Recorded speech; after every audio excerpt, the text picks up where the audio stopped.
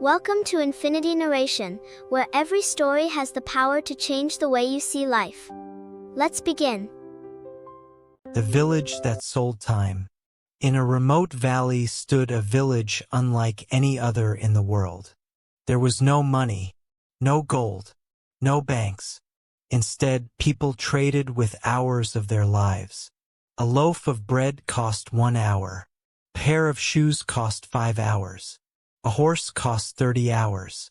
Every newborn received a magical watch on their wrist. The watch showed exactly how many hours remained in their life. No one could remove it. No one could stop it. And every second, tick, tick, tick, counted down. Because everyone could see their remaining time, the villagers treated life differently.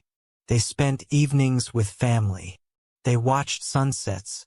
They helped neighbors. They laughed often. They understood something most of the world forgot. Time was life itself. One day, a traveler named Victor arrived from a wealthy city. When he saw the watches, he laughed. What a strange place. Back home, people spend their lives chasing wealth. As he looked around, he noticed something curious. Some old villagers had plenty of time left on their watches. Some young villagers had very little. Confused, Victor asked an elderly woman sitting beneath a tree, "How is that possible?" The woman smiled. "Because life is not measured by age, and time is not always spent wisely." Victor didn't think much about her answer. Instead, he saw an opportunity. If time was the village's currency, he would become richer than anyone else. Years passed. Victor worked harder than everyone. He traded goods, built businesses, made deals, bought and sold everything he could. Slowly, the number on his watch grew larger and larger. People admired him. Children pointed at him in awe.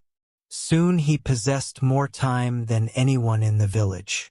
Whenever people invited him to celebrations, he declined. "I'll come next year." Whenever his wife asked for a walk, he replied, "I'm busy." Whenever his daughter wanted him to hear a story she had written, he said, "Later." Whenever his aging mother asked him to sit beside her for a while, he answered, "Tomorrow." After all, he had plenty of time. One evening, many years later, Victor was walking home when he saw the elderly woman beneath the same tree. Her watch now showed only a few hours remaining. Yet she sat peacefully watching the sunset. The sky glowed orange and gold. Birds drifted across the horizon. She looked content. Victor couldn't understand it. "Aren't you afraid?" he asked. The old woman smiled. "Of what? Your time is almost gone." She looked at her watch and nodded. "Yes." Then she looked at him. "And what did you do with all the time you gained?" Victor opened his mouth, but no words came. The woman continued softly, "Did you listen when your daughter wanted to talk?" Victor lowered his eyes. "No." "Did you sit beside your mother when she felt lonely?" "No." "Did you hold your wife's hand while you still could?" Victor remained silent. The old woman turned back toward the sunset. Then she whispered, "You spent your life earning time. I spent mine living it." The next morning, the village bell rang. The old woman had passed away during the night. Victor attended her farewell. The village gathered in silence. One by one, people stood and shared memories. A baker spoke of how she had fed him when he was poor. A farmer remembered how she comforted him after losing his wife. Children spoke of the stories she told. Others spoke of her kindness, her laughter, her wisdom. Tears filled many eyes. Though she had left the world, she seemed more alive in everyone's hearts than ever before. That evening, Victor returned home. The house was quiet. Too quiet. His daughter had grown up and moved away years ago. His mother had passed away. His wife sat alone reading by the window. Gray hair now framed her face. For a moment, Victor saw all the years he had traded away. Not for happiness, not for memories, not for love, but for a larger number on a watch. With trembling hands, he looked at his wrist. The number was enormous, far larger than anyone else's, yet suddenly felt worthless. Tears rolled down his cheeks. For the first time in his life, Victor realized something heartbreaking. He had spent years saving time for the future while missing the people who belonged to his present. And no amount of remaining hours could bring those moments back. Slowly, he sat beside his wife. Without saying a word, he took her hand. She looked surprised.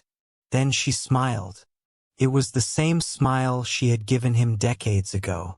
Victor began to cry, not because his time was running out, but because he finally understood what time truly was. It was never the numbers on the watch. It was the people sitting beside you while those numbers disappeared. Years later, when Victor's own watch neared its end, his family gathered around him. His daughter held one hand. His grandchildren held the other. The room was filled with stories, laughter, and love. Victor smiled peacefully. Then he whispered his final words. I spent half my life trying to have more time, the other half learning that the greatest moments in life were never ahead of me. They were the ones I almost missed. And with a gentle smile, his watch stopped. But the memories he had finally chosen to create lived on long after he was gone. One day, your watch will stop. The question is not how much time you had, but how much love, kindness, and memories you created before it did. Thank you for watching Infinity Narration. If this story inspired you, don't forget to like, subscribe, and share it with someone who might need it. Until the next story, stay kind, stay strong, and keep believing in the power of your choices.